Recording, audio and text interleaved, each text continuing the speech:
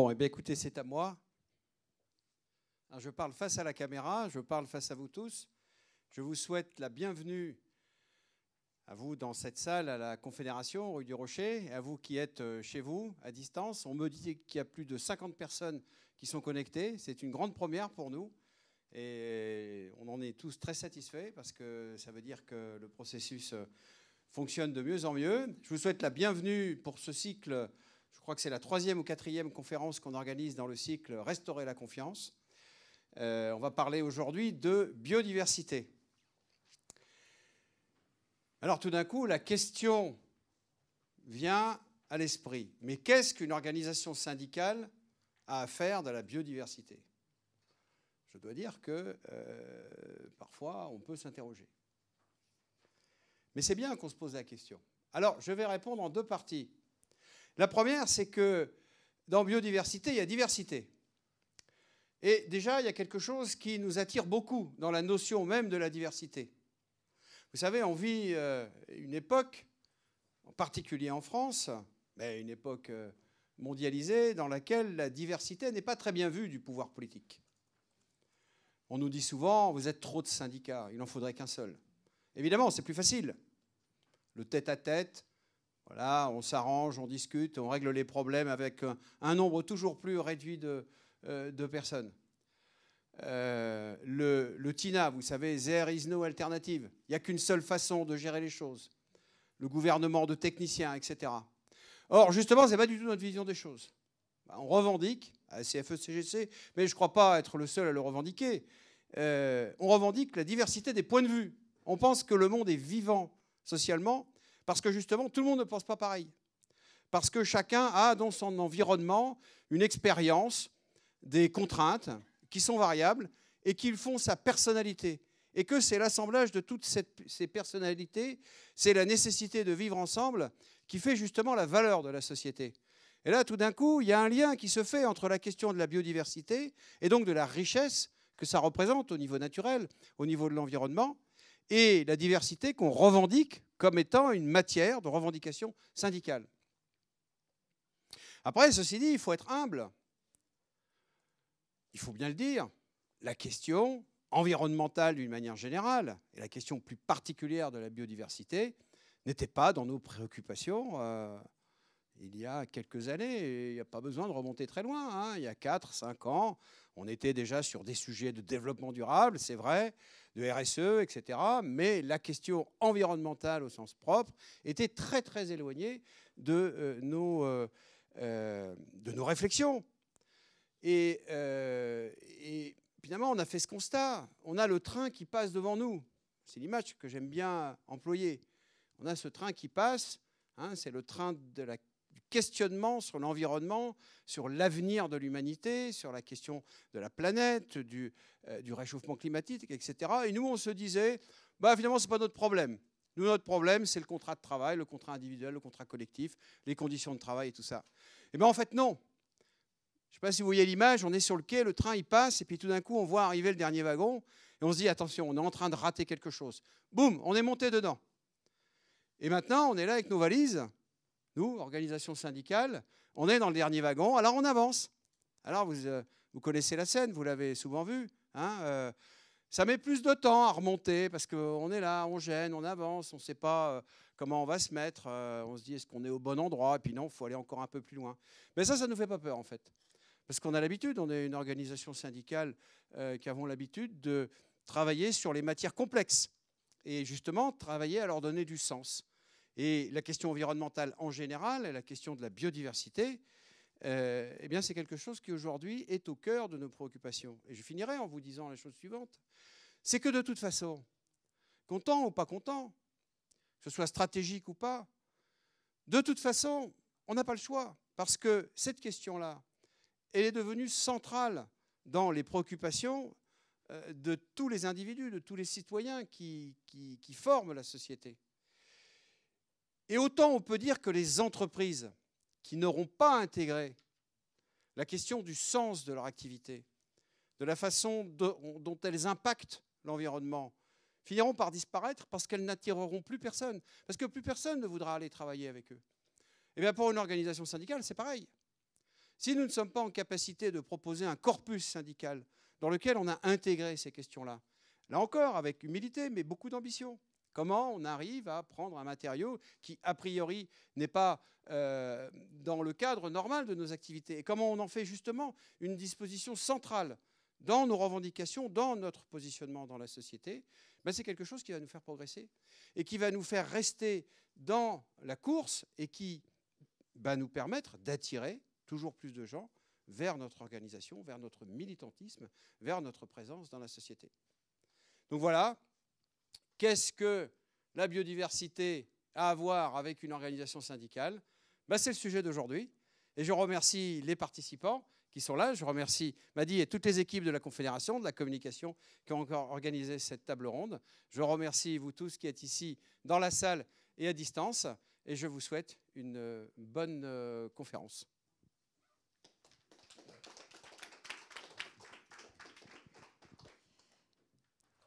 Merci beaucoup, Monsieur Omeril, et merci pour cette introduction très progressiste sur la question de l'appréhension de la question environnementale et plus particulièrement biodiversité par les organisations syndicales. Oui, je vais continuer comme ça. Je voulais rappeler effectivement que la CFE-CGC s'est engagée depuis quelques années sur la question de la biodiversité à divers titres, notamment le fait qu'elle ait adhéré au Global Compact en 2018. Donc le Global Compact, qui est cette entité de l'ONU qui a créé les 17 objectifs de développement durable. Il faut savoir que la CFE-CGC aussi siège au Comité national de la biodiversité et a participé et réalisé plusieurs publications, notamment le guide des PME, comment agir pour protéger la biodiversité, avec le Comité 21, ainsi que le rapport Empreinte biodiversité des entreprises en 2020, publié par la plateforme RSE de France Stratégie. Et depuis quelques temps, et on en reparlera, la CFE-CGC a donc été reconnu partenaire engagé pour la nature par l'OFB, donc l'Office français pour la biodiversité. Donc, concernant l'implication des organisations syndicales sur la question environnementale, climatique, de biodiversité, donc, les choses ont un peu évolué. Et je pense que la plupart des personnes qui sont ici le savent. Donc, la loi climat qui a été adoptée en août dernier permet désormais aux représentants du personnel de s'intéresser à la stratégie environnementale des entreprises, plus particulièrement aux conséquences environnementales des activités de l'entreprise. C'est là où la CFE-CGC effectivement agit pour accompagner ses adhérents sur ces nouveaux enjeux qui font partie donc, du cadre légal et des nouvelles attributions légales des représentants du personnel et de leurs adhérents. Donc, pour en parler avec moi aujourd'hui, et commencer cette conférence qui a pour thématique entreprise et de biodiversité, je vais demander à 4 personnes de me rejoindre sur ce plateau. Et je commencerai par inviter M. Pierre Dubreuil, voilà, à venir me rejoindre.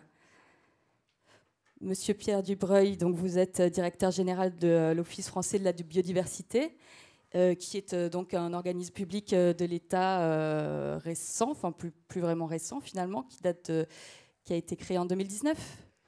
2020. En 2020. Et est-ce que vous pourriez justement un petit peu nous définir vos missions et vos actions ? Bonjour à toutes et à tous.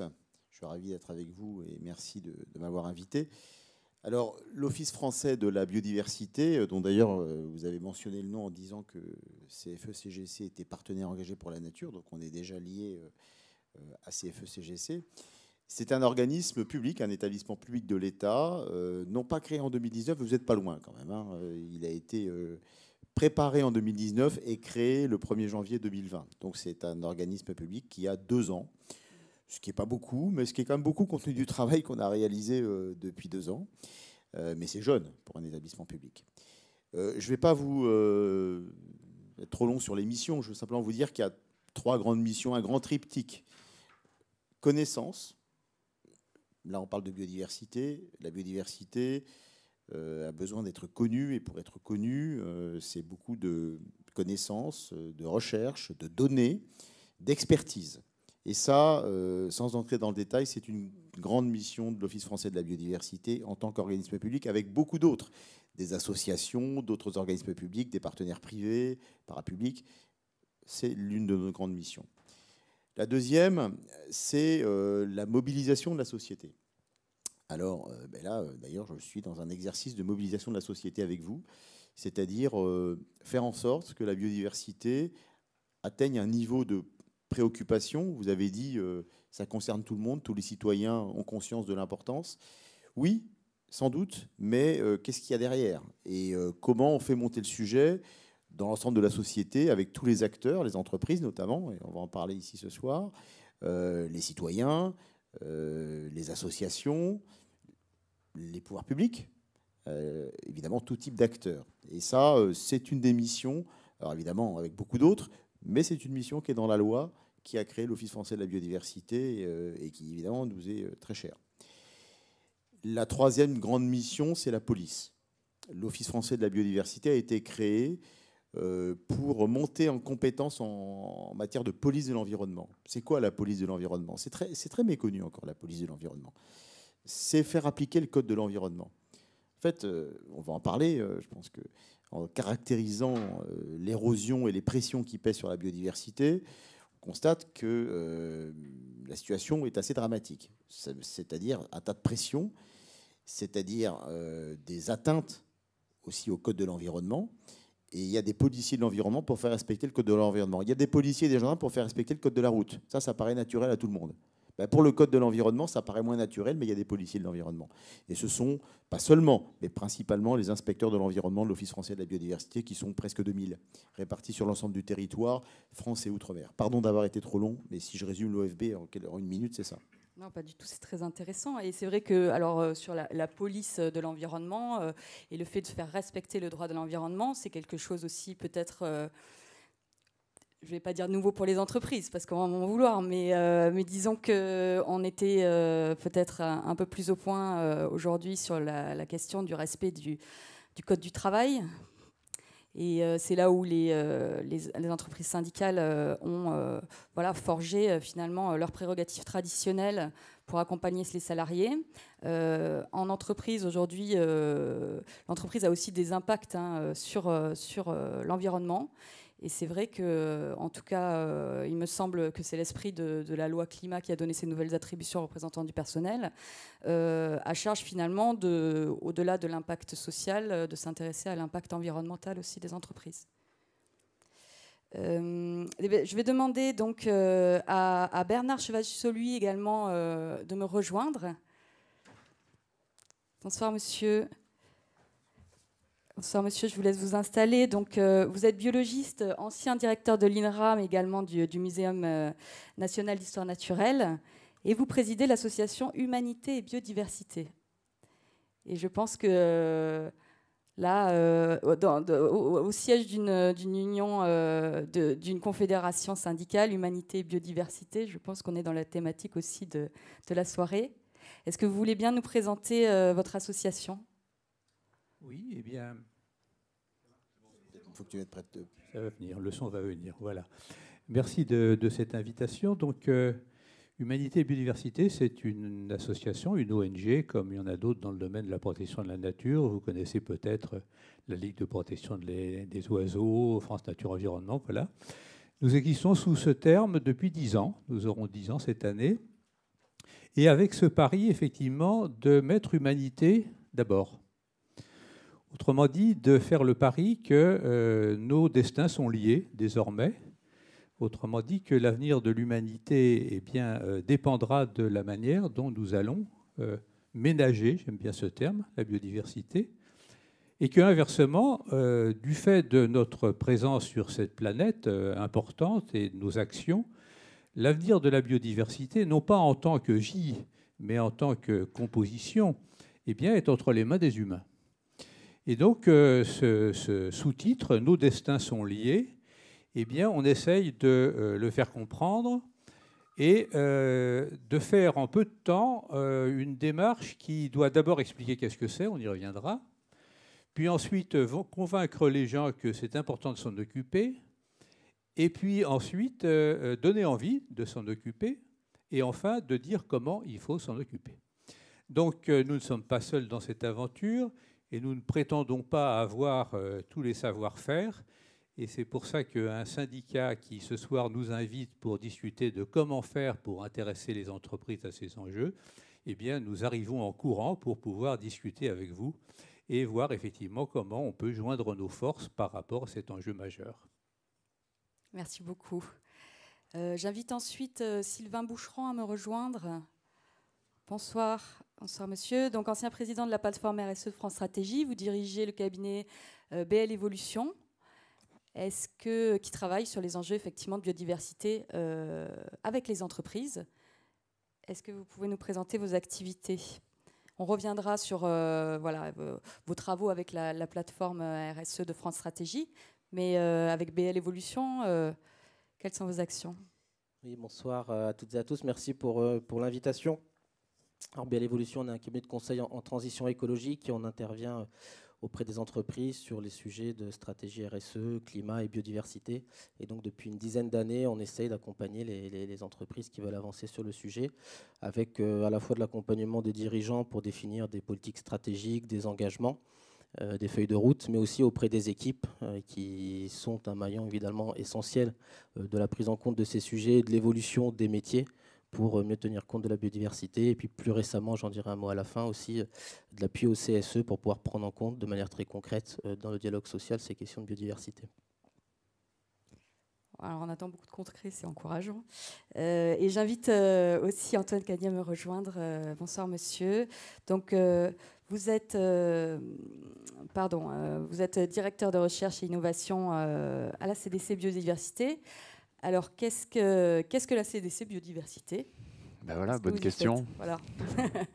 Bien, bonsoir à tous. Et donc, comme les autres intervenants l'ont dit, merci de déclencher un rendez-vous ici pour parler de biodiversité d'économie, biodiversité entreprise. Je crois que c'est effectivement au cœur du sujet. CDC Biodiversité, c'est une filiale de droit privé de l'établissement public Caisse des dépôts. Donc, en fait, notre unique actionnaire est l'établissement public Caisse des dépôts et consignations. Nous avons été créés il y a 14 ans. Aujourd'hui, on est une soixantaine. À Paris, et avec un petit réseau qui suit celui de la Banque des Territoires, que vous connaissez certainement sur tout le territoire national. Et la mission spécifique de CDC Biodiversité, qui est très proche de l'intérêt général, c'est d'essayer de faire émerger des solutions pour concilier économie et biodiversité. Et peut-être de plus en plus, forme de conciliation, de maintien d'un potentiel économique, je dirais, et d'un impératif de restauration écologique. Cette approche a évolué ces 10 dernières années, puisqu'au début on disait volontiers biodiversité, ou peut-être restauration, ou peut-être même préservation de la biodiversité et développement économique. Et je crois que cette question de développement économique, on en reparlera certainement ce soir, est largement questionnée. Voilà. Donc nos équipes travaillent sur ces sujets avec deux grands piliers, celui de la restauration écologique. Une grande partie de notre activité, c'est de pouvoir sécuriser du foncier, contrat sur le long terme, caractéristique de la Caisse des dépôts, ou lorsque c'est nécessaire, l'acquisition. Et puis un engagement avec un modèle économique de type privé, c'est-à-dire sans besoin de subventions, de taxes supplémentaires, etc. La restauration, le financement de la restauration de ces hectares. Donc en fait une contribution sur le long terme finalement à l'effort que Pierre, et à travers l'Office français de la biodiversité et d'autres éléments de l'État, vont pouvoir conduire sur les aires protégées. Et puis de l'autre côté, eh bien, toute une dimension conseil, ingénierie, vraiment faire émerger des solutions en essayant d'être un temps d'avance, et on pourra reparler notamment de ces questions de mesures d'empreinte, etc. Enfin, tous les outils qui, pour certains, par exemple, existaient sur les sujets de carbone, climat et décarbonation notamment, et qu'on n'avait pas pour la biodiversité, qu'on est allé chercher, qu'on est en train de développer vraiment modestement pour essayer d'apporter des réponses et emmener, je dirais, le plus possible des acteurs économiques sur ces sujets. Merci beaucoup. Et effectivement, on va revenir sur la question de savoir est-ce qu'il existe des indicateurs, est-ce que l'économie peut partir sur une nouvelle voie avec cette prise en compte de l'importance de la restauration, de la sauvegarde de la biodiversité. On va commencer simplement cette table ronde pour cadrer le sujet. Vous êtes tous les quatre des experts les experts de la question. Donc, mais bon, on s'adresse, et moi-même, je suis plutôt néophyte sur les sujets. Donc, on va commencer par définir la biodiversité, finalement. Et je vais commencer par me tourner par Monsieur Cheval-Jussou-Lui, et vous demander qu'est-ce que la biodiversité et s'il y a un consensus finalement sur sa définition. Selon vous, et s'il y a, voilà, comment apprécier la dégradation, la sauvegarde, et de quoi parle-t-on finalement? Alors sur cette définition, oui, je crois qu'il y a un consensus qui est basé sur le constat qui s'est renforcé au cours des années, et en particulier avec les progrès de la science, l'étude des gènes, etc., qui est que, à quelques exceptions près, il n'y a pas deux êtres vivants pareils, il n'y en a jamais eu, il n'y en aura jamais. Autrement dit, pour ne prendre que l'espèce humaine, le nombre d'humains possibles, différents, est plus important que le nombre d'atomes de l'univers.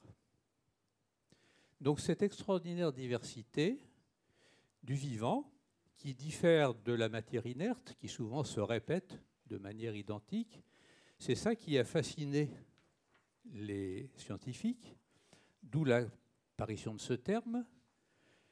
Et vous vous rendez compte en fait que ce qu'on voit à un moment donné n'est qu'une infime partie des possibles.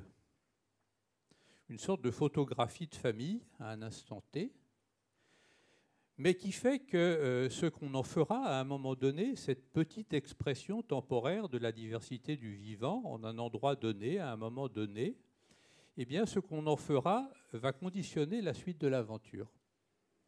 Et c'est ça, effectivement, qui a amené la création de ce terme, basé sur le fait que, rappelez-vous effectivement que Buffon, par exemple, au XVIIIe siècle, considérait que quand on avait vu un zèbre, ou plus exactement un zèbre mâle et un zèbre femelle, on les avait tous vus.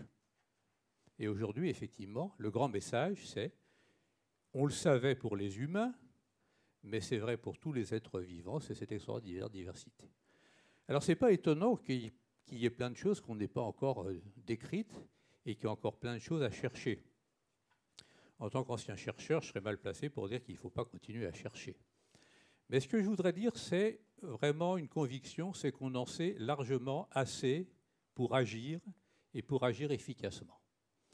Autrement dit, qu'on a suffisamment d'indicateurs, non pas pour décrire précisément l'état de la biodiversité, mais pour dire effectivement si on agit de telle et telle manière sur les différents facteurs que l'on connaît et qui sont responsables de cette érosion, on peut agir efficacement. Et je termine pour dire effectivement qu'il y a dans la Constitution française une chose merveilleuse qui s'appelle le principe de précaution et qui dit justement qu'il n'est pas nécessaire d'être certain pour agir, mais qu'en même temps que l'on va agir, eh bien, il faudra aussi améliorer les connaissances. Autrement dit, ne pas placer les gens devant une alternative, ou bien vous en savez assez et on agit, ou bien vous n'en savez pas assez et on attend. Il faut agir et en même temps, il faut connaître. Très bien, merci beaucoup. Est-ce que, Monsieur Dubreuil, vous avez des choses à ajouter sur cette définition?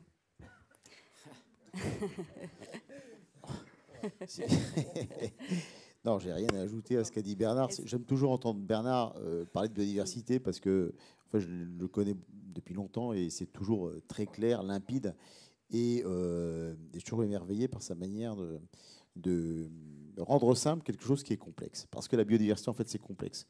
C'est très complexe. Et moi, ce que je veux juste ajouter, c'est que Bernard vient de dire on en sait assez pour agir, mais on a besoin de connaître. Voilà. Et c'est en effet le rôle de l'Office français de la biodiversité. Ce que je veux juste ajouter, peut-être parce qu'il n'y a pas que des spécialistes de la biodiversité ici, c'est que, vous savez, pour le climat, il existe une plateforme qui s'appelle le GIEC. Pour la biodiversité, il y a une plateforme qui s'appelle l'IPBES, qui est en fait une plateforme de scientifiques, de chercheurs internationaux, dont des Français, qui ont travaillé à caractériser finalement les pressions. Et il y en a 5 qui ont été très documentés. Il y a un rapport qui a été remis au président de la République il y a 1 an ou 2 par la secrétaire exécutive de l'IPBES et qui a, je crois, fait comprendre au président de la République, c'est important, mais j'espère qu'il n'est pas le seul, qu'il y avait un basculement du vivant. Voilà. Et ce basculement du vivant, c'est finalement, ça illustre ce que dit Bernard, c'est que on en sait assez maintenant, et ça a été documenté, caractérisé scientifiquement, pour savoir que les pressions, les 5 grandes causes d'extinction, d'érosion de la biodiversité, je ne citerai pas des chiffres, mais il y en a qui sont assez alarmants sur l'ensemble des milieux marins, milieux terrestres, milieux aquatiques, qui prouvent que non seulement on en sait assez, mais il est plus que temps d'agir, il est urgent d'agir, parce qu'on est en train de scier la branche sur laquelle on est assis. Et pour agir, il faut en même temps, évidemment, continuer de connaître pour documenter tout ça. Et ce lien entre la connaissance et l'action, il est fondamental en matière de biodiversité parce que c'est complexe. C'est aussi une des, on pourra en parler plus tard, différence avec la question du climat. Quand on parle, on va parler d'indicateurs, je suppose. C'est que il ne faut pas séparer le climat et la biodiversité. Parce que finalement, ce sont les deux faces d'une même crise. Voilà. Mais sur la biodiversité, il y a des problématiques particulières qui méritent qu'on s'arrête dessus. Je m'arrête là. Très bien, merci. Est-ce que M. Boucheron, M. Caddy, vous auriez des éléments à ajouter pour cette définition et peut-être en la rendant la plus sans complexifier, au contraire. Non, peut-être 2 mots. Je ne me permettrai pas que... d'intervenir derrière Bernard. On a tous ici, en tout cas, on a un certain nombre à avoir pu bénéficier de son enseignement. Et donc voilà, peut-être juste un pas de côté. Il y a un mot moi, que j'aime placer au début de ce genre d'échange, c'est celui d'humilité. En l'occurrence, on n'a pas trop évoqué de chiffres, mais il y a ce que l'IPBES nous dit, c'est qu'il y aurait entre 8 et 10, peut-être 20 millions d'espèces. On en a nommé 2. Et quand on regarde par exemple la liste rouge de l'UICN, dont tout le monde a entendu parler, parce que chaque mois de mai, chaque année, on voit s'il y a une espèce qui rentre dans les plus menacées, peut-être parfois une qui va un peu mieux, c'est rare. On a des idées sur l'écologie, la répartition géographique d'un peu moins de 200 000 espèces. Donc en fait, on connaît très très mal les choses. Je rebondis sur ce que disait Bernard, ce que disait Pierre. Dans l'entrée qui est la mienne, peut-être insister sur les questions de fonctionnalité. En fait, ce vivant, donc ces espèces animales, végétales, champignons, bactéries, les écosystèmes, leurs interactions, les interactions qu'on trouve entre ces espèces et les écosystèmes qu'elles constituent sont le socle d'un certain nombre de services. Il y en a énormément, il y en a qui sont évidents, que je vais reprendre, la photosynthèse par exemple, la pollinisation. Lorsque la biodiversité va bien, lorsque ces écosystèmes fonctionnent bien, eh bien, en fait, naturellement, sans calcul ni décompte, en fait, ils mettent à notre disposition un certain nombre de services qu'on peut catégoriser. Enfin, je ne veux pas aller plus loin là-dessus. Ce qui est important, c'est qu'on a depuis une quinzaine d'années un certain nombre de travaux extrêmement bien documentés qui font le lien entre ces services et la fragilité, en tout cas l'extrême dépendance de nos modèles économiques. Quand j'étais à la fac, on nous disait qu'il y a un tiers du PIB mondial qui repose sur les services gratuits fournis par la nature. Donc, ceux que j'ai viens d'évoquer, plein d'autres. Lorsque j'en parlais en sortant du cabinet de Jean-Louis Borloo, où on faisait un certain nombre d'interventions avec Alain Bougrain-Dubourg, on disait c'est 40%. Et en fait, les derniers papiers, ceux de 2021, là, qui sont sortis, c'est 55% du PIB mondial qui repose sur les services gratuits fournis par la nature. Ce que ça veut dire, c'est que, en gros, la moitié des entreprises, quelles qu'elles soient, sont très concernées et donc très à risque si elles ne prennent pas en compte de manière drastique, on va en reparler, la biodiversité dans leur activité, dans leur business plan, dans leur chaîne de valeur. Évidemment qu'elles ne le font pas. Et ça, c'est toutes les notions, peut-être aurons-nous aussi l'occasion d'en reparler, mais de comptabilité écologique. Approche notamment triple capital, où on se dit attention, il y a un capital financier, ça tout le monde le connaît, il y a un capital social, c'est votre boulot de le rappeler d'ailleurs, vous l'avez dit en introduction, et c'est pas fongible, c'est-à-dire qu'on ne peut pas se dire je vais gagner de l'argent aux dépens des gens, en tout cas, 1, c'est pas durable, 2, c'est pas souhaitable. C'est en fait la même chose également pour le patrimoine environnemental, et il va falloir qu'on rentre dans cette logique. Ça va nous aider d'ailleurs à intégrer cette partie non comptabilisée de services sur lesquels nos modèles économiques reposent, mais qu'on n'a pas intégrés, et donc pour lesquels, évidemment, on n'a aucune capacité d'engagement, d'investissement, de réparation, de quoi que ce soit. Voilà, donc ça, ce sont des points, je pense, complémentaires et qui sont intéressants au regard de ce qu'on va se dire par la suite. Tout à fait. Du coup, M. Schran. Oui, je pense qu'au-delà du concept et du terme de biodiversité, je pense qu'on peut rappeler que la biodiversité, c'est aussi une expérience, même des expériences que l'on fait un peu tous les jours. On ne l'a pas trop dit, mais l'humanité tous ceux que nous sommes ici ou en visio, on fait partie évidemment de la biodiversité, on est en interaction permanente avec elle. La biodiversité, c'est tout ce qu'on mange, c'est la balade qu'on peut faire le week-end en forêt, dans un parc ou quoi que ce soit. C'est aussi du point de vue de l'entreprise, pour faire le lien avec la suite, potentiellement des ressources, hein, les matières premières dont on a fait les tissus que vous portez aujourd'hui. Et ça, peut-être que c'est un point qu'on oublie un petit peu à vouloir parfois un peu trop conceptualiser. Et je pense que si on veut convaincre les salariés, les dirigeants d'entreprise de s'engager sur le sujet, c'est aussi de leur montrer que c'est leur quotidien, la biodiversité, et que ce n'est pas juste un concept lointain, une espèce à protéger à l'autre bout de la planète, mais que c'est bien quelque chose de vraiment quotidien et de concret que l'on a tout autour de nous. Voilà. Et pour finir sur le lien avec peut-être l'entreprise, ce qui me semble intéressant aujourd'hui quand on traite de biodiversité dans l'entreprise, c'est que ça permet de connecter un peu tous les sujets environnementaux. Parce que si on met en place une politique de lutte contre la pollution au sein d'une entreprise, si on essaie de limiter l'empreinte carbone d'une entreprise, c'est bien parce que derrière, ça génère des impacts in fine sur le vivant. Et donc d'avoir une approche par la biodiversité, ça peut permettre d'avoir une démarche un petit peu plus globale et ne pas oublier pourquoi est-ce qu'on demande aux gens de trier les déchets, d'éco-concevoir des produits et puis tout ce qu'on verra par la suite. Donc peut-être d'avoir une approche un petit peu plus peut-être simple et vraiment concrète de la biodiversité et du vivant. Merci beaucoup. Bon, je pense qu'on arrive avec une définition bien complète de la question. On va pouvoir aborder la question justement économique. Donc là, on est sur une thématique entreprise et biodiversité. On est au siège de la CFE-CGC, effectivement. Les personnes qui sont dans la salle et sans doute les personnes qui sont en ligne avec nous ont envie de savoir comment prendre en main le sujet. Alors on va commencer avec justement une approche un peu plus globale, plus macroéconomique avant de s'intéresser vraiment à l'entreprise. Et tout à l'heure, Monsieur Caddy, vous avez parlé notamment des services gratuits de la nature en disant justement, et la dépendance que certaines entreprises pouvaient avoir vis-à-vis de ces services gratuits. On peut se poser la question, effectivement, de comment remettre en cause le fait que les ressources apportées par la nature ou la biodiversité, effectivement, soient gratuites et ne soient pas prises en compte par nos modèles économiques et nos modèles de développement, finalement. D'où ma question, et je vais demander peut-être à Pierre Dubreuil de répondre en premier, et puis chacun d'entre vous en réalité, sur l'émergence de ce qu'on entend parler, qui se définit comme l'économie du vivant.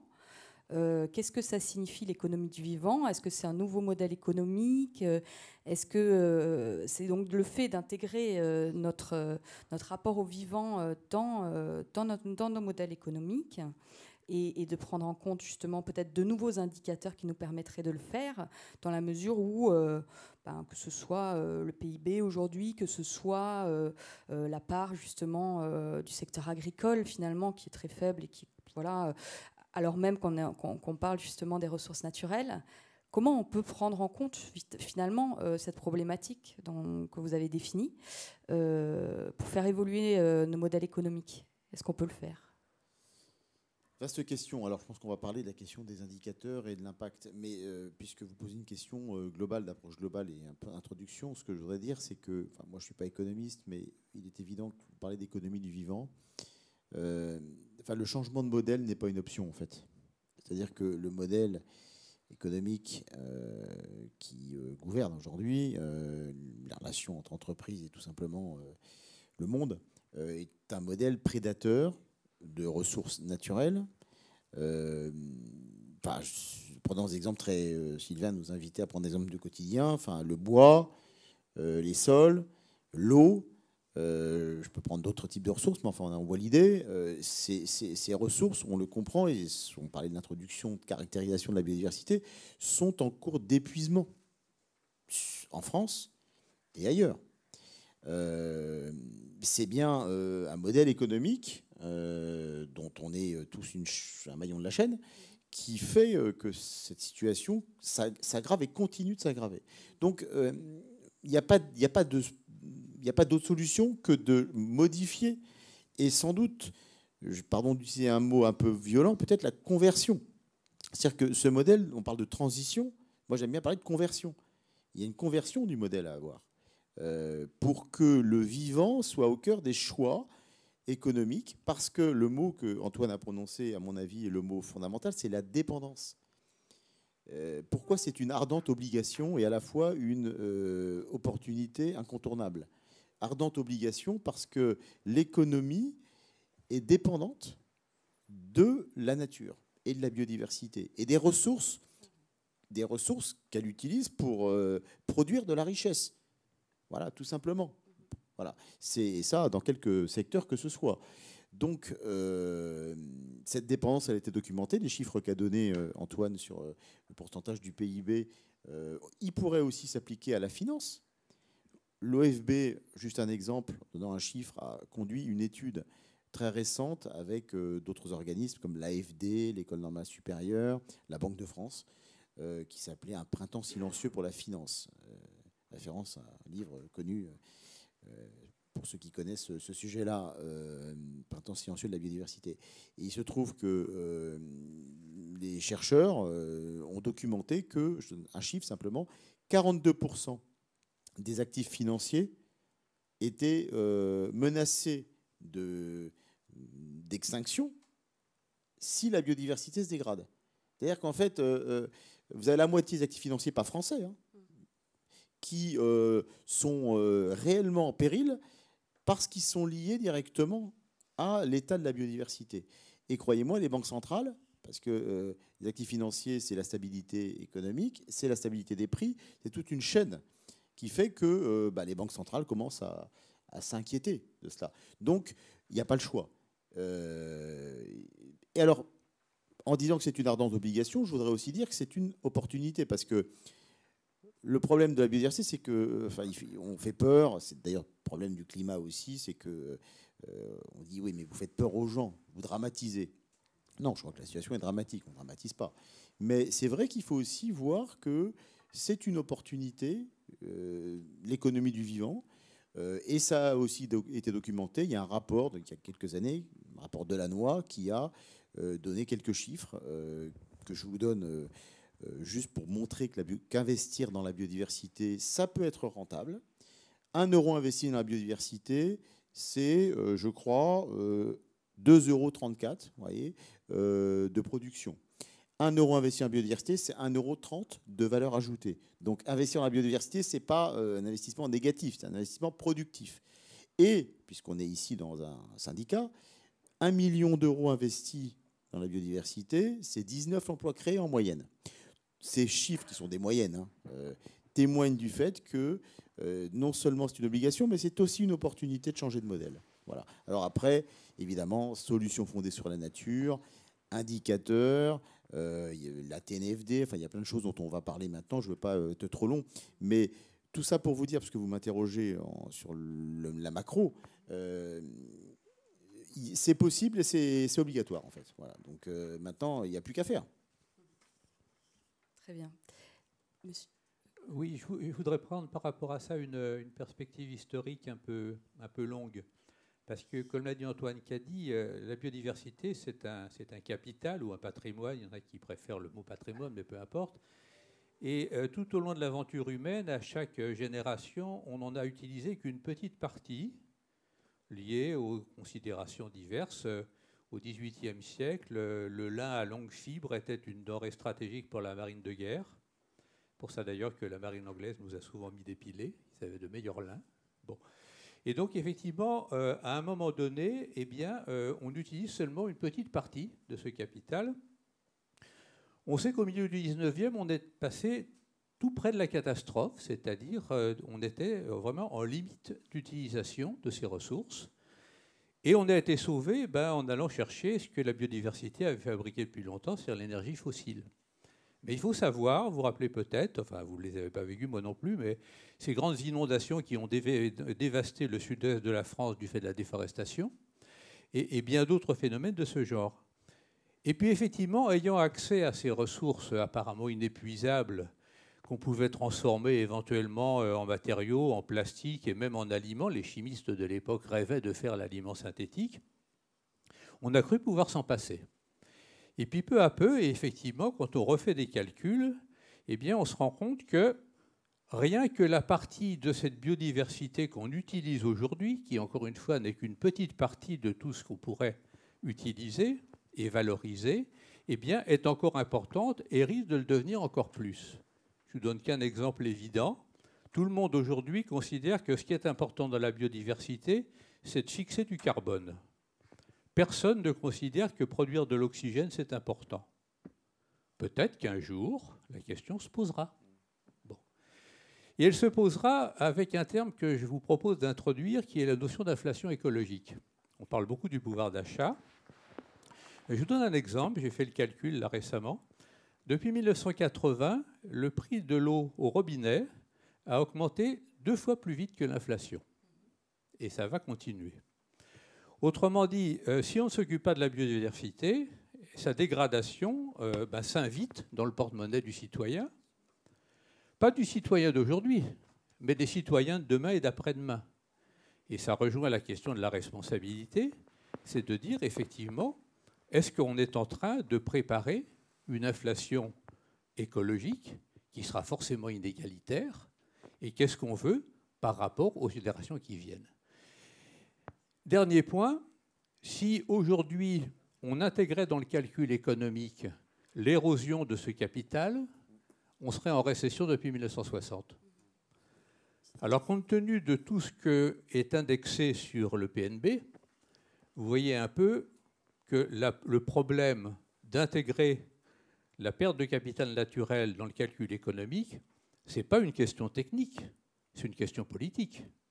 On sait faire, mais comment le fait-on sans que ça génère effectivement des troubles énormes dans tout le calcul économique et de tout ce qui est fondé dessus?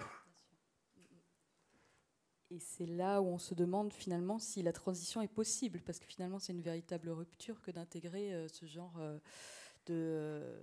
d'approche. Je me tourne du coup,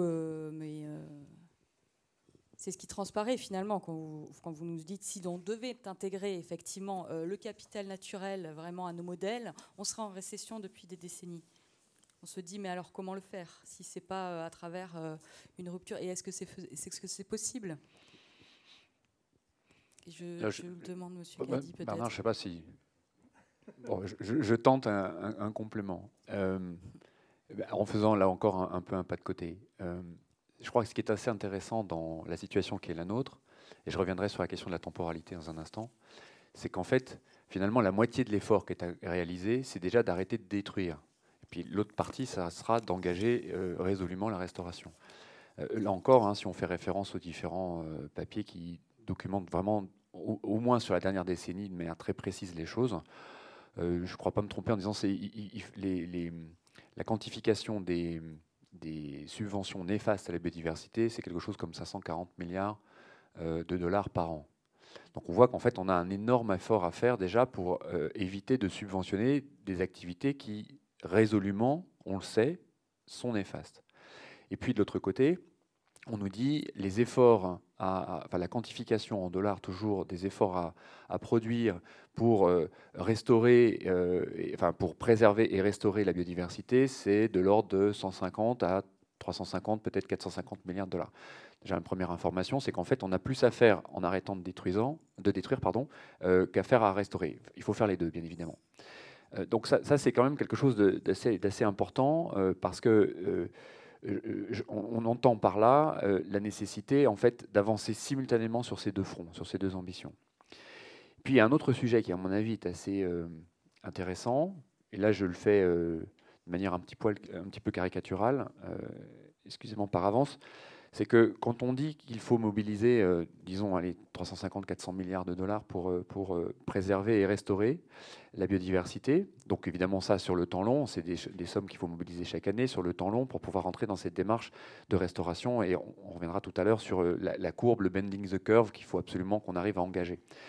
On nous dit également qu'en fait, 15 à 20% de ces sommes sont aujourd'hui disponibles, portées par des établissements publics. En France, voilà, l'OFB, le ministère, d'autres établissements, dans d'autres pays, d'autres organismes. On a aussi des établissements, je dirais, internationaux qui vont apporter donc, les contributions nécessaires. Et ces contributions, donc de type caricatural, de type subvention, donc qui reposent globalement peu ou prou sur de l'impôt et de la taxe, ça représente un peu moins de 20% de ce qu'il faut mobiliser.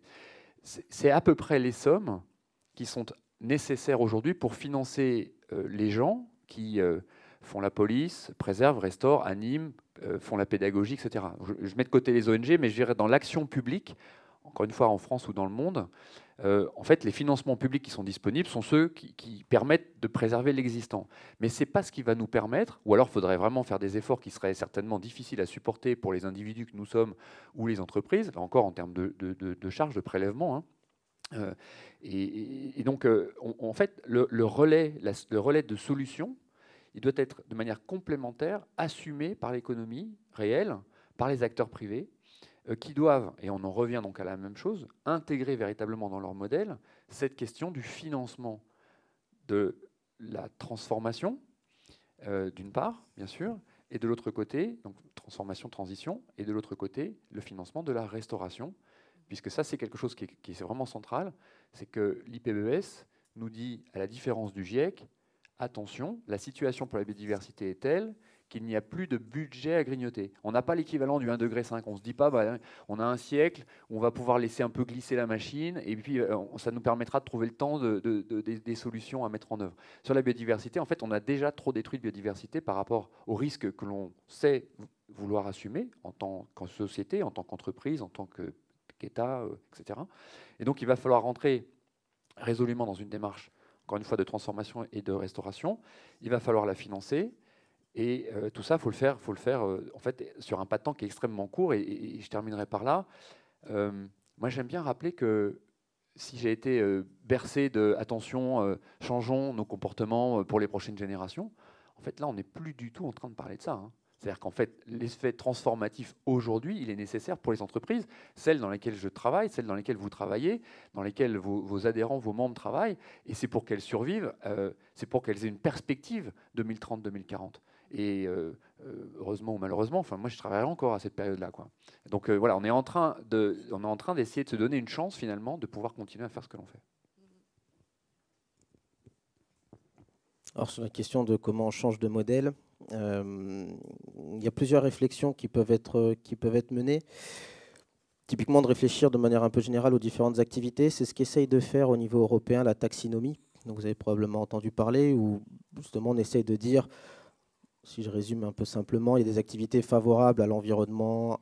Alors il y a 6 critères, le climat, la biodiversité, la pollution, l'eau, les déchets, etc.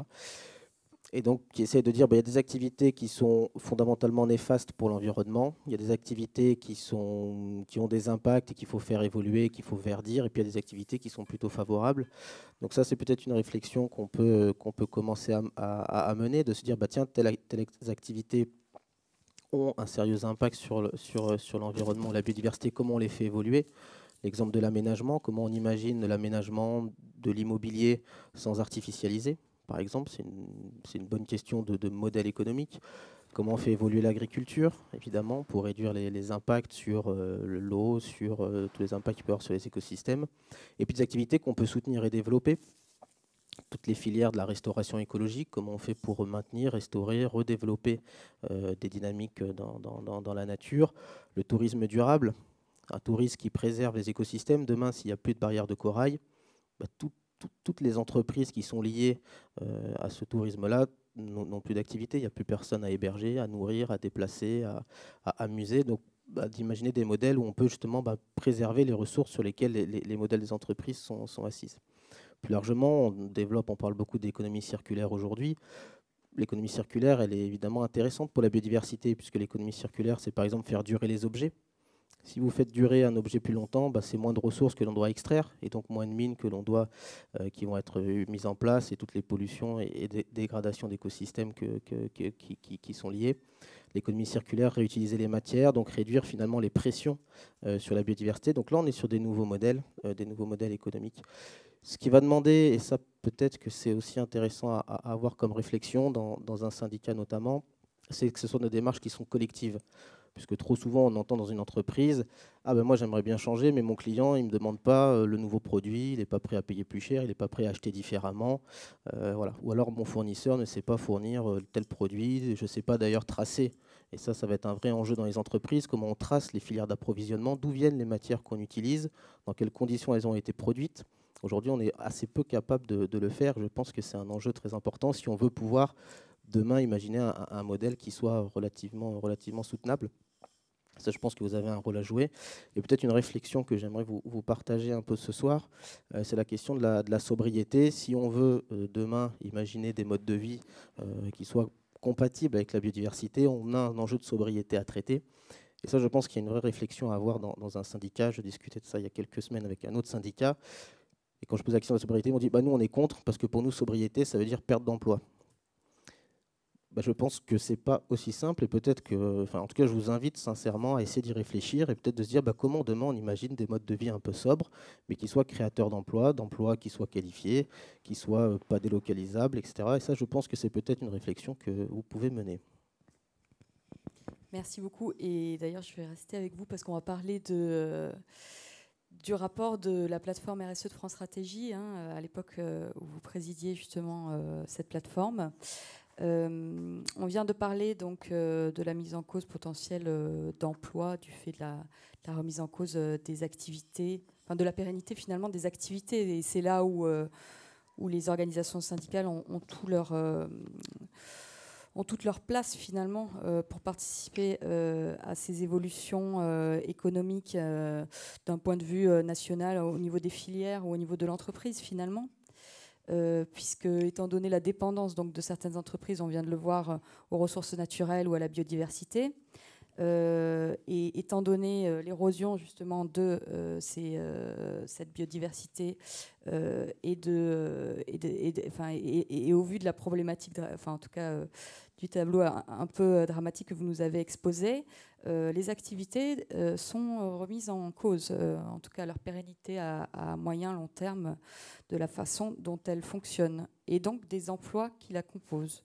Donc la plateforme RSE s'est interrogée en 2020 et a publié un rapport intitulé « Empreinte biodiversité des entreprises ». Ce rapport a notamment conclu à 3 recommandations pour les entreprises, et je vais vous les dire. Donc, intégrer les enjeux de biodiversité dans les stratégies d'entreprise, en s'engageant au plus haut niveau et en analysant l'impact de leurs activités sur les principaux facteurs d'érosion de la biodiversité. Mieux intégrer la biodiversité dans le reporting extra-financier, donc c'est les nouveaux rapports qui s'ajoutent au rapport financier annuel, le rapport extra-financier qui est désormais obligatoire. Après, il y a des niveaux d'effectifs et de chiffre d'affaires, mais pour des entreprises de plus de 500 salariés, c'est un document qui est obligatoire. Donc, et la 3e recommandation de France Stratégie, de la plateforme RSE, était de mettre en œuvre des politiques ambitieuses de lutte contre la déforestation importée. Donc, c'était les 3 conclusions finalement de votre rapport en 2020. La question que je voudrais vous poser, Sylvain Boucheron, donc comment ont été identifiés ces leviers, ces 3 leviers d'action, pourquoi, et comment finalement impulser une véritable dynamique qui intégrerait ces recommandations aux stratégies d'entreprise. Est-ce que vraiment vous pensez que les dirigeants sont mûrs sur ces questions, vont prendre en main ces leviers et quelque part, est-ce que les organisations syndicales qui sont partie prenante de l'entreprise n'ont pas intérêt aussi à y prendre part finalement? Oui, alors à l'époque, ça me vieillit un peu, comme tu le dis. À l'époque, en 2020. Donc il y a 2 ans, je présidais effectivement la plateforme RSE. Pour rappeler ce que c'est la plateforme RSE, donc c'est une plateforme qui est rattachée au Premier ministre et hébergée donc, dans les services de France Stratégie et qui regroupe l'ensemble des parties prenantes de la RSE. Donc on a les entreprises, les syndicats de salariés, les associations environnementales, les chercheurs, les associations multi-acteurs et puis les institutions qui sont regroupées et qui travaillent sur un certain nombre de sujets liés à la RSE. Donc on a fait différents rapports sur l'empreinte environnementale du numérique, par exemple, mais aussi on a travaillé sur les objectifs de développement durable. On vient de finir très récemment un rapport sur les aidants et comment on prend en compte la question des aidants dans les démarches de RSE des entreprises. Et effectivement, dès 2019, on a commencé à travailler sur cette question de la biodiversité. Et donc un rapport que j'ai présidé et dont François Moureux du syndicat qui nous invite ce soir a été co-rapporteur. Donc très investi déjà sur la CFE-CGC sur les sujets de biodiversité. On a dressé un constat qui était le suivant. Effectivement, le sujet de la biodiversité assez peu mature à l'époque dans les démarches RSE des entreprises. Vous citiez la question du reporting. Il faut savoir qu'en France, le rapport RSE est obligatoire depuis 2001 pour les sociétés cotées, depuis 2014 pour les sociétés de plus de 500 salariés, et ça au niveau européen. La biodiversité est généralement absente de ces rapports. Parce que le sujet n'est pas forcément bien connu, pas forcément bien maîtrisé, des outils pas forcément disponibles non plus pour aider les entreprises. Donc voilà, un vrai sujet de manque de maturité. Et donc c'est pour ça qu'on a fait cette recommandation, notamment sur comment est-ce qu'on peut mieux intégrer les questions de biodiversité dans le reporting des entreprises. Le reporting, c'est le document qui est public sur l'entreprise. C'est le document qui démontre comment l'entreprise avance sur tel et tel sujet, tel engagement qu'elle peut prendre. Et donc, ça nous semblait important que la biodiversité soit évidemment présente. C'est un document qui est lu par les investisseurs, qui est lu par les parties prenantes de l'entreprise. Et donc, c'est pour nous central que le sujet soit mieux traité au sein de ce rapport-là. Mobiliser, c'est l'autre exemple que vous avez pris, mobiliser au plus haut niveau.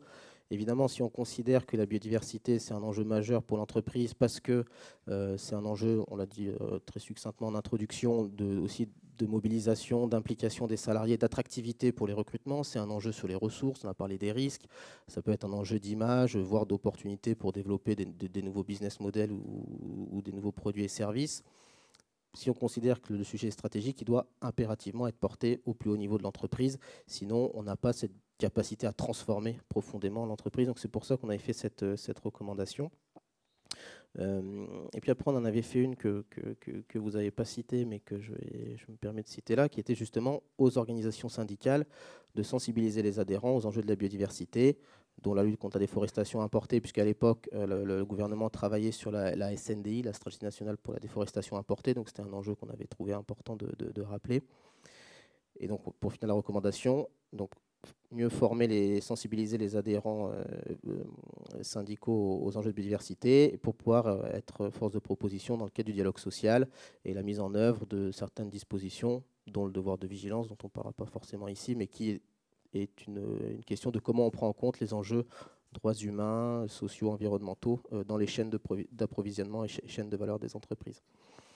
Donc ça, c'était le rapport que l'on avait remis. Donc il y a une dizaine de recommandations. Je vous invite à le parcourir et qui avait vraiment cette vocation à essayer de dire et de mobiliser les entreprises sur cette question de la biodiversité, leur donner des pistes et des outils d'action pour mieux travailler. Il y avait d'autres recommandations, d'ailleurs pas qu'aux entreprises, une recommandation aussi sur les pouvoirs publics, par exemple sur la question des achats publics, comment on peut intégrer des critères biodiversité dans les achats publics. Donc ça, les branches de la CFE-CGC qui sont dans le secteur public peuvent aussi se saisir de cette recommandation pour essayer de faire évoluer les choses dans tout le secteur public, par exemple. Merci beaucoup. Est-ce que vous souhaiteriez ajouter des éléments concernant l'implication donc, des entreprises et des dirigeants, de faire évoluer leur stratégie pour intégrer la question, peut-être de s'interroger si effectivement, parce qu'on parlait de dépendance de l'entreprise vis-à-vis du vivant là tout à l'heure, est-ce que ces entreprises, je ne sais plus, vous aviez dit 55% des actifs et dans les produits financiers, donc c'est des entreprises sur lesquelles on investit effectivement qui sont très dépendantes donc aux ressources naturelles. Est-ce que ces entreprises en ont conscience? Est-ce qu'elles travaillent là-dessus? Parce que pour engager une stratégie pour justement...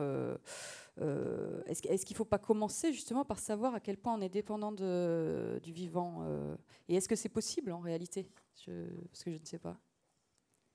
Peut-être M. Dubreuil, vous avez l'air...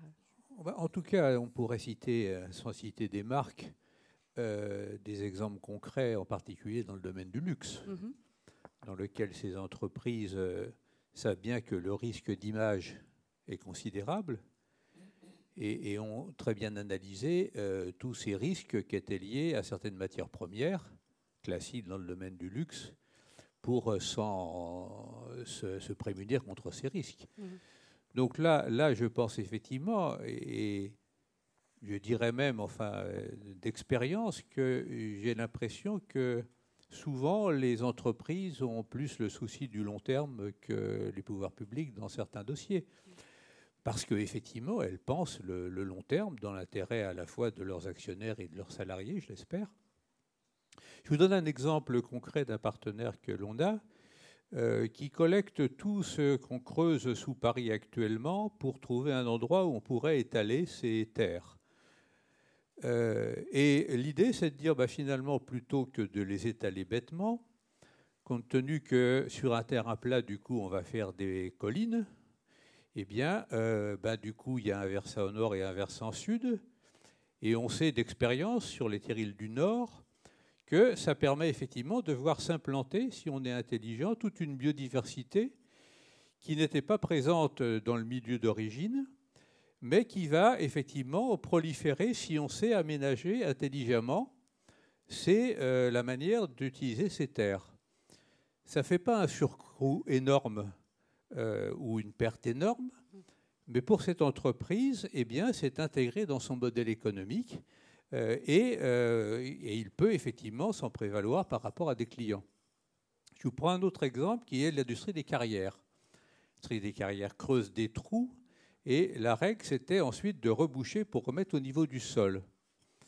Et on s'est rendu compte en fait que justement, si on ne faisait pas ça et si on pensait dès le début l'exploitation de la carrière pour être favorable à la biodiversité, eh bien, ça allait être un avantage compétitif. Ce qui veut dire qu'un certain nombre de ces industries ont dit finalement, qu'est-ce qui est rentable? C'est tout le savoir de conception initiale de l'exploitation, la définition du cahier des charges, et c'est là qu'il y a de la marge à faire. Par contre, une fois qu'il y a juste à amener des bulles et à creuser, éventuellement on peut sous-traiter parce que là la marge est ypsilonesque. Et donc, ils se sont peu à peu déplacés sur l'ingénierie de l'exploitation des carrières, le savoir exploiter intelligemment, plutôt qu'effectivement d'entretenir des flottes de bulldozers en gagnant 1 centime par tonne. Oui.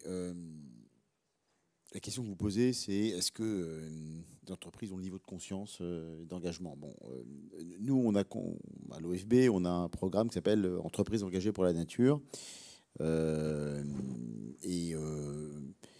Bernard évoquait le monde du luxe, qui rassemble des entreprises comme LVMH, par exemple, qui d'ailleurs n'a pas été la première. Notamment, voilà, parce qu'il se trouve que sur les matières, les ressources et le cuir notamment, Kering a été plus en avance sur la préservation de cette ressource et sur l'intégration de l'exigence de préserver la ressource dans la production, s'agissant du cuir. Bon. Mais nous, en fait, on accompagne 160 à peu près, je parle sous le contrôle d'Audrey qui pilote ce dispositif, entreprises qui ont signé une charte et une soixantaine d'entre elles qui ont un plan d'action plus ambitieux et qu'on accompagne pour intégrer la biodiversité dans la chaîne de valeur, et c'est gratuit. Alors je le dis ici, voilà, c'est gratuit. Nous, on est un établissement public. On n'est pas là pour gagner de l'argent sur des entreprises. Par contre, on est là pour les rendre plus vertueuses. Et moi, si vous voulez, j'observe qu'il y a un niveau de conscience variable. Intégrer la biodiversité, c'est pas mettre une ruche ou un toit végétalisé. Malheureusement, dans l'esprit de beaucoup de dirigeants d'entreprises, dont c'est un des objectifs de la plateforme RSE, c'est ça. C'est-à-dire, en fait, c'est une caution, la caution biodiversité. Dans mon plan RSE, j'ai l'exigence climatique. Ça commence à monter en puissance. Biodiversité, les abeilles et les toits végétalisés. Ben non. En fait, non. C'est comme la RSE pour le climat, c'est qu'il faut la mettre au même niveau d'exigence dans la chaîne de production, avec les exemples très précis qu'a donné Bernard. Ça prouve qu'il y a des solutions. Et moi, je vais ajouter on parle de sobriété, on peut parler de plein de mots, mais il y a un mot innovation. Parce que je veux dire, ça marchera quand les entreprises, dans leur politique de R&D, considéreront que la biodiversité est un levier de recherche et développement.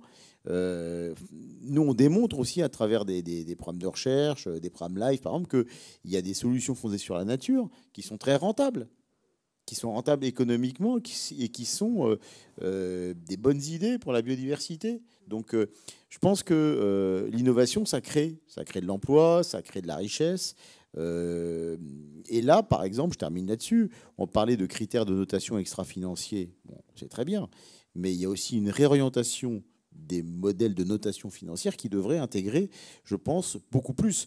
Alors, notation privée, notation publique, je veux dire, c'est l'orientation des flux financiers. Je veux dire, moi, j'attends la grande agence de notation, le Moody's de la biodiversité, par exemple, qui va noter les entreprises sur leur capacité à intégrer l'innovation en matière de biodiversité ou de mettre de la biodiversité dans leur stratégie. Voilà. Et ça, honnêtement, on n'y est pas encore. Mais je suis assez d'accord avec Bernard. Ça avance, mais souvent les entreprises sont quand même plus en avance et ont une vision du long terme parce que c'est leur intérêt. plus avancée que les pouvoirs publics qui n'ont pas forcément cette vision du temps long.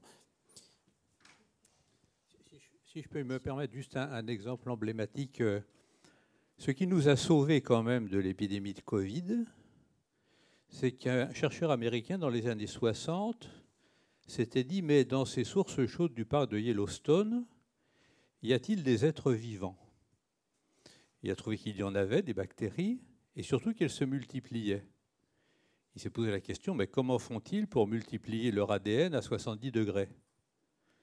Et c'est à partir de là que ce que vous avez entendu dire dans tous les discours, c'est on va faire une PCR, a fait la fortune des petites entreprises qui sont devenues des grandes entreprises américaines, parce qu'effectivement, c'est grâce à cette enzyme qui pouvait répliquer l'ADN à haute température qu'on est capable très vite de multiplier un reste de virus que vous avez au fond de votre nez pour savoir si vous êtes ou non positif. Donc vous voyez, par rapport à ça, c'est ce que je disais au début, c'est qu'à un moment donné, on explore et on n'utilise qu'une petite partie de ce savoir-faire et que le fait de conserver ce savoir-faire que les êtres vivants ont accumulé depuis 3 milliards d'années, je crois qu'en toute modestie, comme étant une des dernières espèces apparues sur la planète, il faut quand même avoir cette idée, effectivement, de conserver cette bibliothèque de savoir-faire pour la suite de l'aventure humaine. Merci beaucoup. Mais on va rester du coup sur l'entreprise et passer aussi sur le volet dialogue social, parce qu'on a perdu un peu de temps, mais c'était particulièrement intéressant. Je voudrais revenir peut-être justement sur ce que vous avez abordé sur les notations extra-financières en gestion d'actifs, justement. Ce serait intéressant qu'il y ait un Moody's de la biodiversité. Alors, moi, il me semblait que l'agence française, justement, Vigeo, qui a existé, qui a été rachetée par Moody's, justement, faisait ce genre de choses. Je me trompe? Alors? Je le crains. Ouais. Je le crains. On y a cru. Non, pour faire le lien quand même entre la question précédente et puis celle-ci, l'importance, l'urgence aujourd'hui, c'est prendre la mesure. Prendre la mesure du défi d'abord et comme Pierre l'a très bien dit, sortir des engagements qu'on voit depuis la première stratégie nationale pour la biodiversité, qu'on a revue en 2018 au moment de Act for Nature, qu'on revoit encore. Malheureusement, c'est moins en moins le cas parce que l'accompagnement pédagogique de l'OFB est très important et donc les entreprises qui sont là, mais il n'y en a que 160. C'est à la fois beaucoup et évidemment très insuffisant à l'aune de ce que l'on aimerait tous voir bouger. Et donc c'est un appel véritablement au personnel, aux collaborateurs de toutes ces entreprises, en fait, mais j'y reviendrai dans un instant, mais de se mobiliser, mobiliser cette attente et la concrétiser.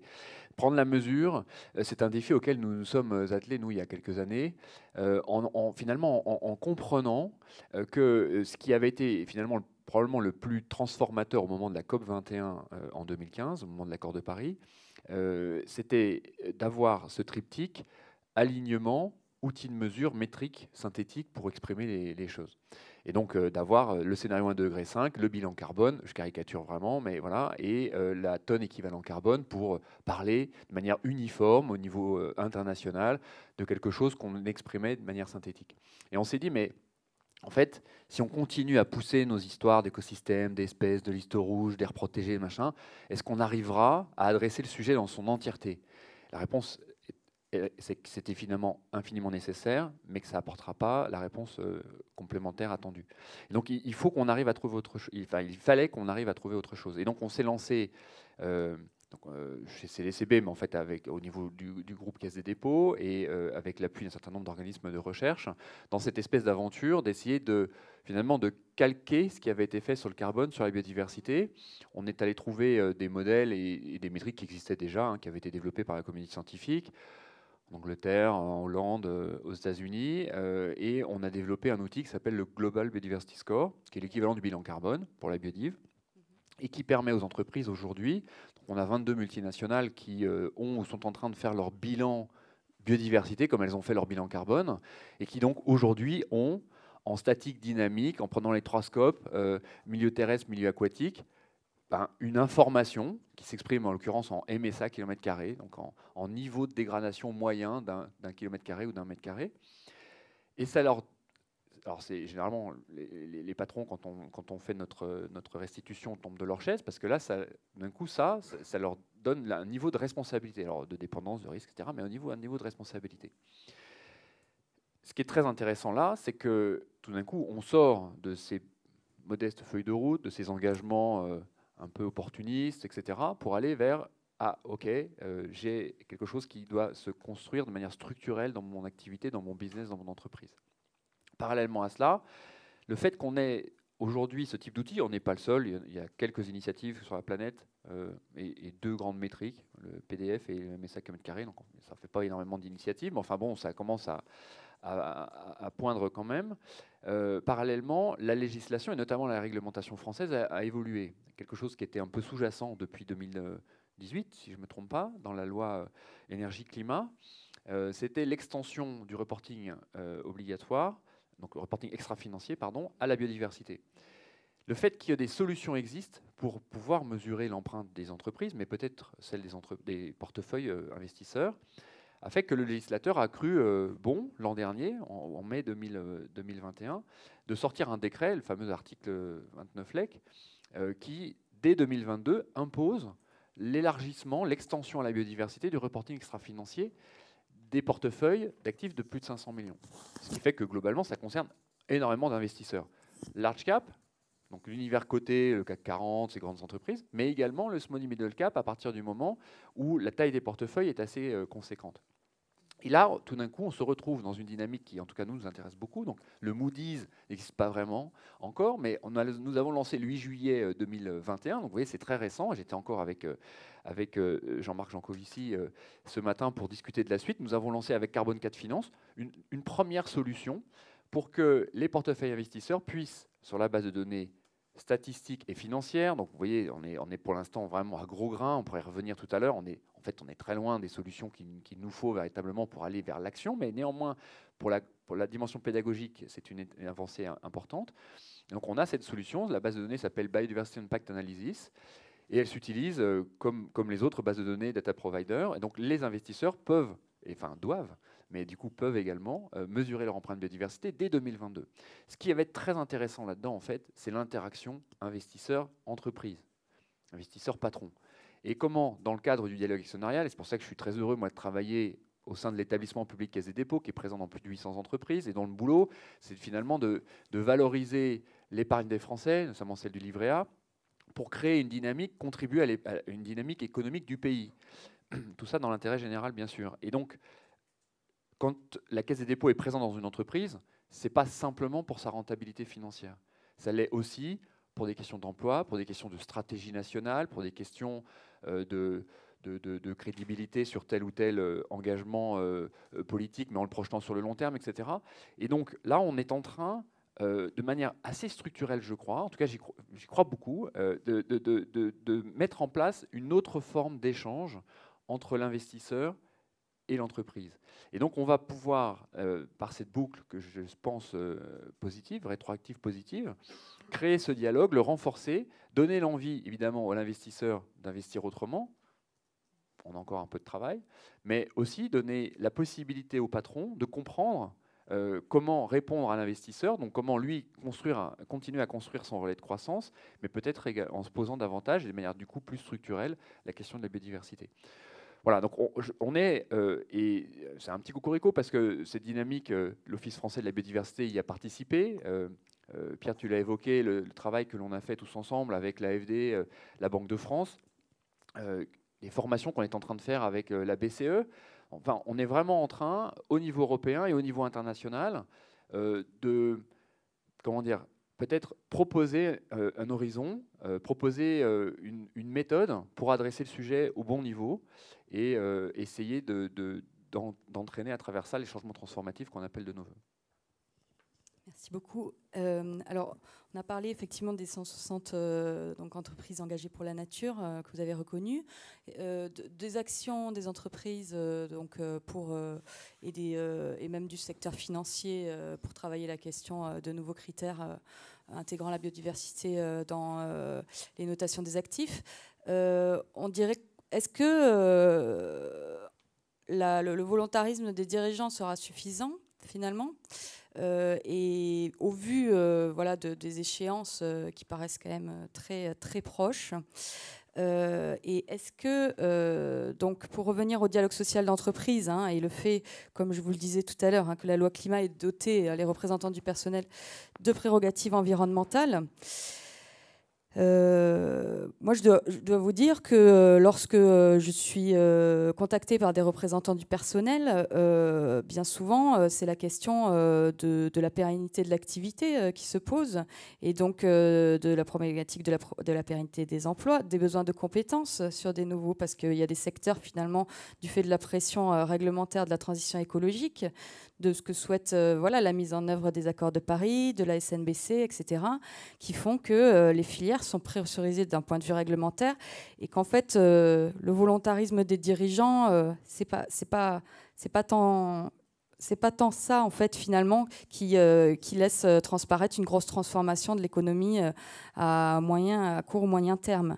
C'est plus peut-être la réglementation et le volontarisme du législateur. Simplement pour accompagner ces activités qui évoluent de façon très rapide du fait de ces nouvelles réglementations, parfois.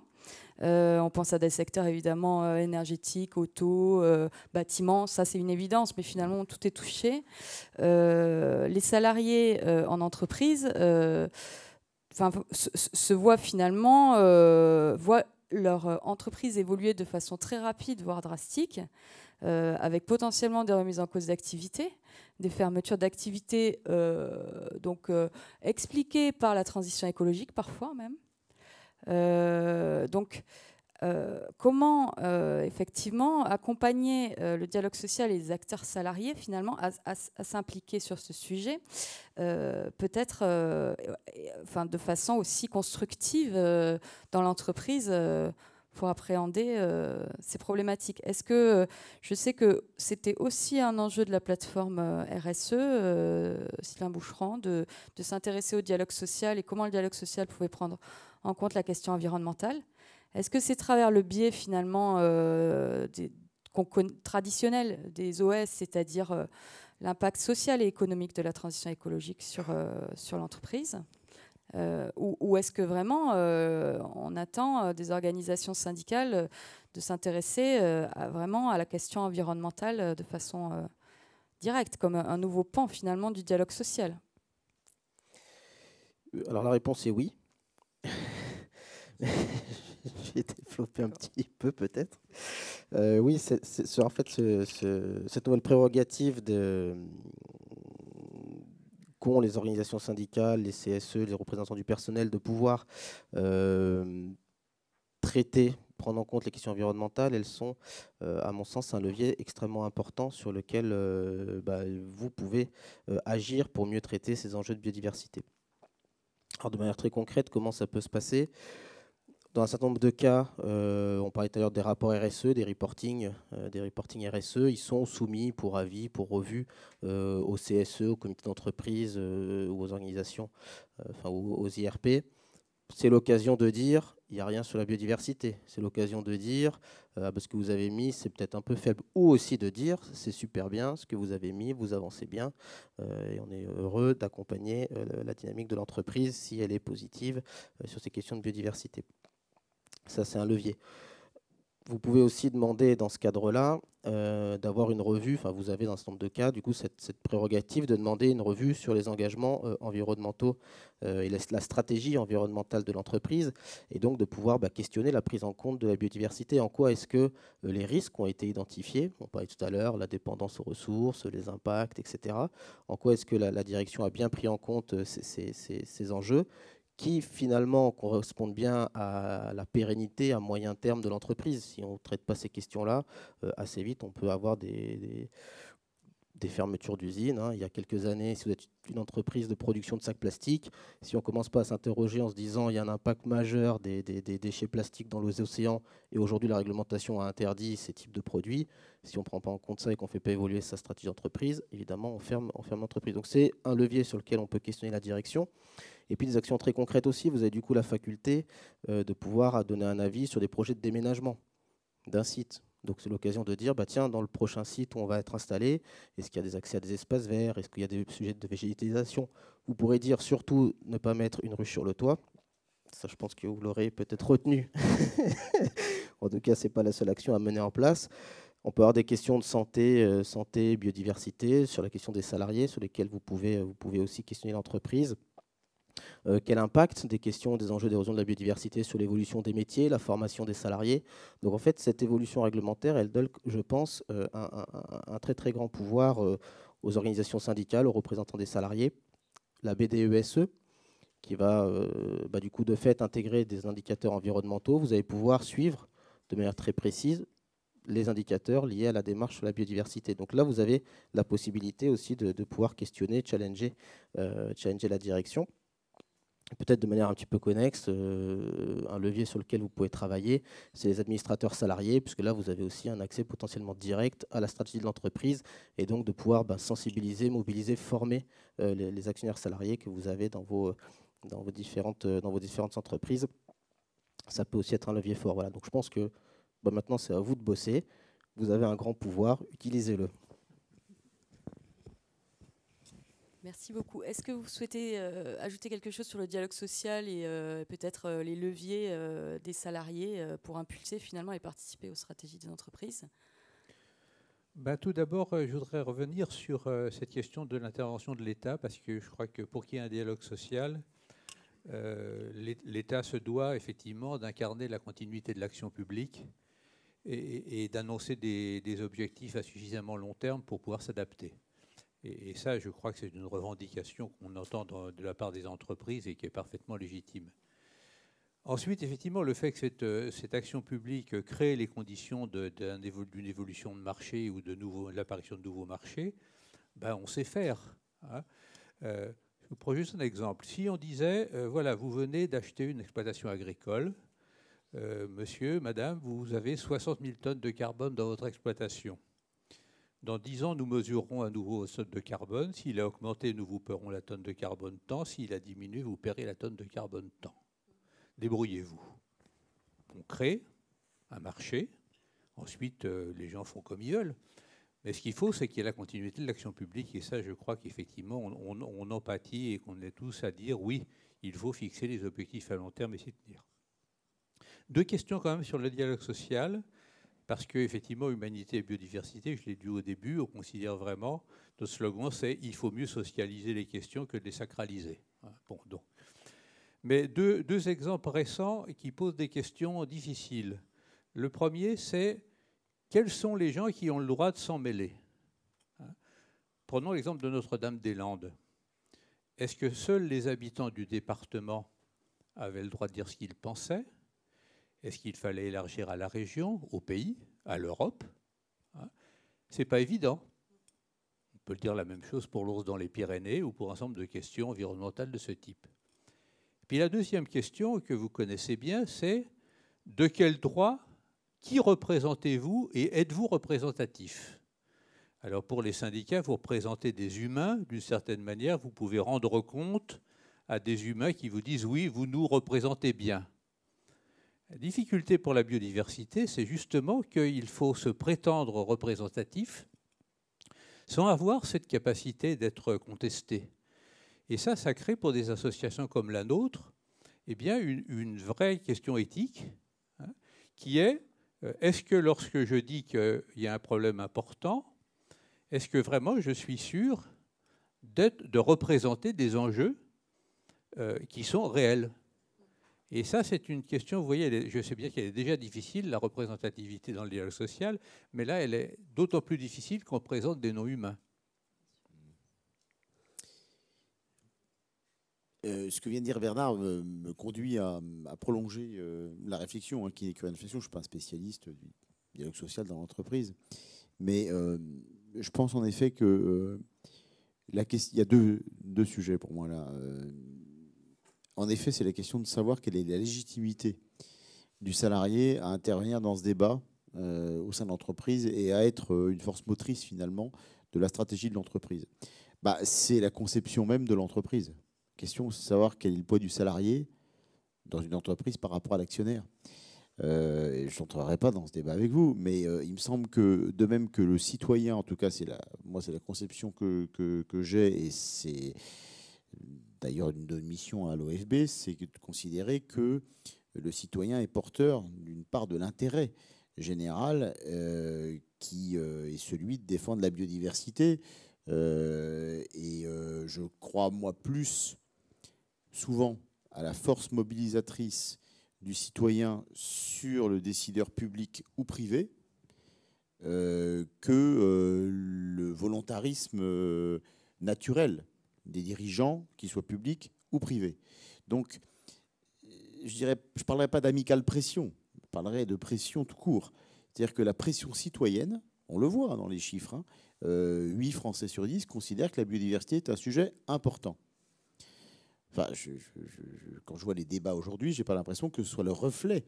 Je ne sais pas si c'est le cas dans les entreprises, je serais intéressé de le savoir d'ailleurs. Est-ce que dans les entreprises, le sujet est porté au même niveau que celui exprimé par les citoyens dans les études d'opinion?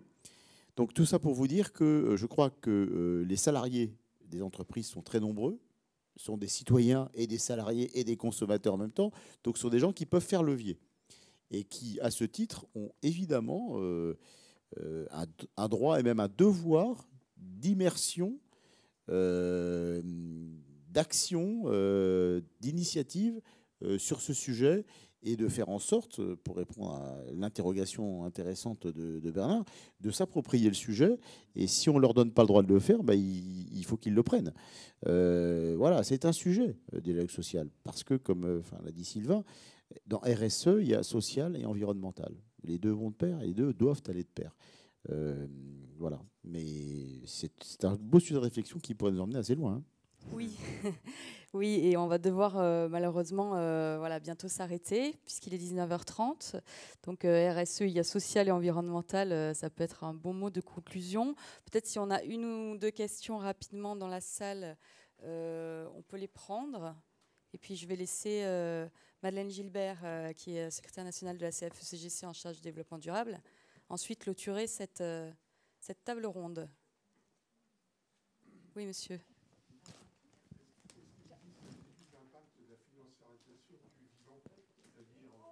Est-ce qu'il existe des études qui ont quantifié l'impact de la financiarisation du vivant? C'est ça? Voilà la question. Les brevets sur les graines, notamment. Voilà, la financiarisation du vivant, oui.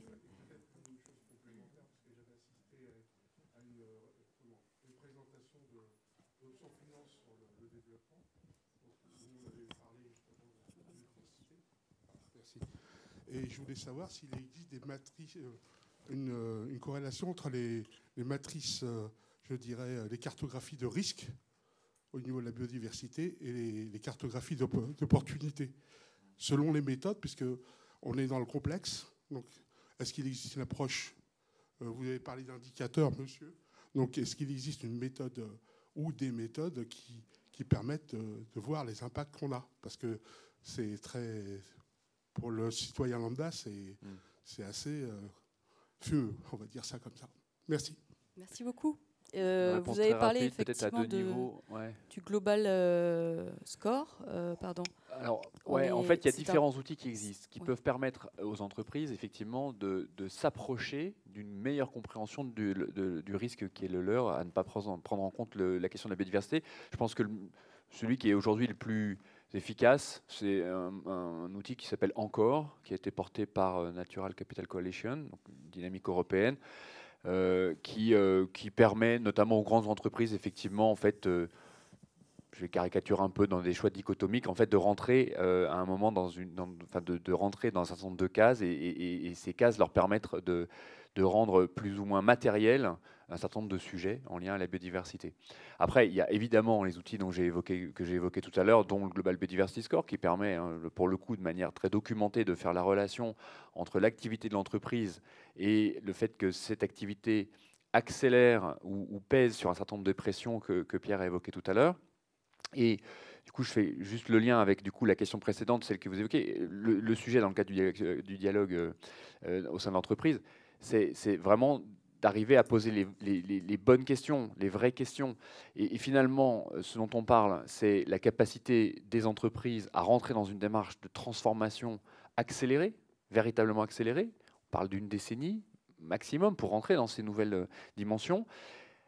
C'est pas juste un dialogue patron investisseur qui permettra de le faire. Ça permettra peut-être d'en créer les contours, l'acceptabilité, mais au final, c'est bien les hommes et les femmes qui travaillent dans ces entreprises qui vont ou non se mettre en capacité d'accepter et de rendre possible cette transformation de l'entreprise.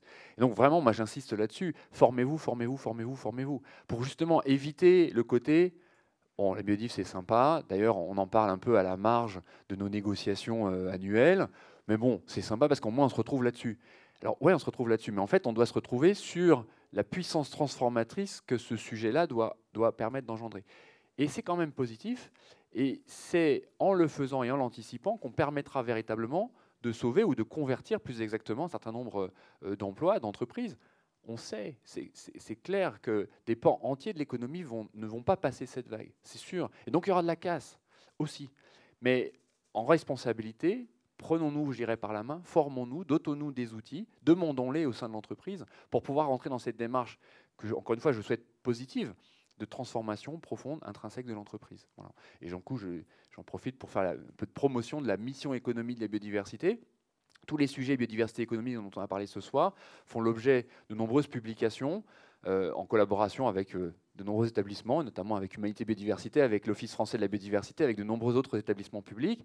C'est disponible sur Internet, donc Mission économie de la biodiversité, vous avez tout ça, vous avez 15 ans de publications qui traitent de beaucoup de ces sujets et qui, selon le secteur d'activité dans lequel vous êtes, vont permettre d'ouvrir les yeux peut-être sur un certain nombre de potentiels et de solutions à actionner. Merci beaucoup. Et oui, c'est un premier pas du coup pour se lancer et s'y intéresser. La loi climat permet aussi aux représentants du personnel de se former maintenant sur ces questions. On est sur un nouveau cycle électoral cette année, donc on va pouvoir se relancer sur des formations au sein du dialogue social côté salarié. Et d'ailleurs, je crois que la CFE-CGC prévoit d'intégrer dans son programme de formation justement bientôt un cycle sur la biodiversité. Je vais laisser Madeleine Gilbert donc clôturer ce débat. Merci beaucoup. Petite phrase. Une phrase, parce qu'il y a un guide qui a été très bien fait par l'Office français de la biodiversité qui s'appelle Entreprises engagées pour la nature et qui détaille justement toutes les questions à se poser pour identifier les risques et les opportunités dans les entreprises. C'est fait pour les grands groupes, pour les PME, c'est très pédagogique. Donc ça, c'est à télécharger sur le site de l'OFB et ça oriente aussi après vers tous les autres outils. Donc ça peut être un point d'entrée intéressant. Merci beaucoup. Non, c'est précieux comme conseil. Voilà, Madi. Alors, tout d'abord, oui, ça fonctionne. Tout d'abord, merci, messieurs, pour nous avoir fait partager vos connaissances, votre savoir. Moi, j'ai noté agir et comprendre, diffuser la culture biodiversité, qu'il y avait vraiment urgence à faire des choses, et agir avec les représentants du personnel.